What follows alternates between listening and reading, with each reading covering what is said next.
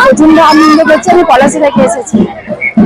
আমরা তো সচরাচর রথ দেখতে পারি জগন্নাথের, জগন্নাথ সুভদ্রার রথ দেখতে পাই, আমরা ঘুরতে দেখি রথযাত্রা বিশাল বড় হয়। সেইখানে একটা প্রত্যন্ত গ্রাম সাতপুর, সেইখানে রথযাত্রা হচ্ছে। তোমরা আনন্দ হচ্ছে, কোন দেবতার রথ হয় এখানে? নারায়ণ দেবের। নারায়ণ। কোন দেবতার রথ হয় এখানে? নারায়ণ। হয় না? আনন্দ করছে না? হ্যাঁ, আনন্দ করছি। খাওয়া দাওয়া কি এসব চলছে? হ্যাঁ, ফুচকা খেলাম, পাঁপড় এসব খেলাম, আইসক্রিম। সারাদিন কি প্ল্যান আছে এই রথযাত্রায়? সারাদিন কি প্ল্যান আছে? বাইরে কারা সবাই এসেছেন? বাড়িতে এসেছে, বোন এসেছে, মেয়ে জামাই এসেছে।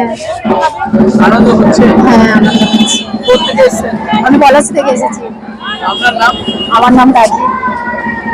নারায়ণ। এর নাম হচ্ছে রঘুনাথ। নারায়ণের রথ, রঘুনাথ ঠাকুরের। কিভাবে সূচনা হয়েছিল এই রথযাত্রা?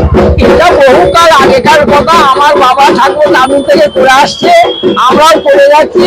এইভাবেই সূচনা হয়েছিল রথের যাত্রা।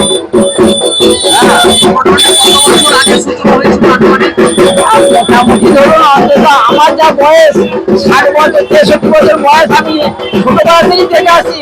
তাই এটা 70-80 বছর ধরুন মোটামুটি। আরো বেশি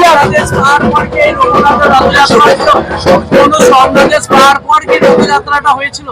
হ্যাঁ, ওইরকম হয়েছিল। প্রায় 150 বছর আগেকার কথা। প্রায় 150 বছরকার রথ এটা, বহু আগেকার রথ। এরকম রথ সচরাচর 1282 সালের রথ। এরকম সচরাচর রথ তৈরি দেখা যায় নাই। আমাদের এইখানে যে রথটি আমাদের শাসপুরের কর্মকাররা তৈরি করেছে, এটা একটা বিরাট ব্যাপার। এই রথ সাধারণত আপনি অন্য কোথাও দেখতে পারবেন না। বহু মানুষের সমাগম ঘটে।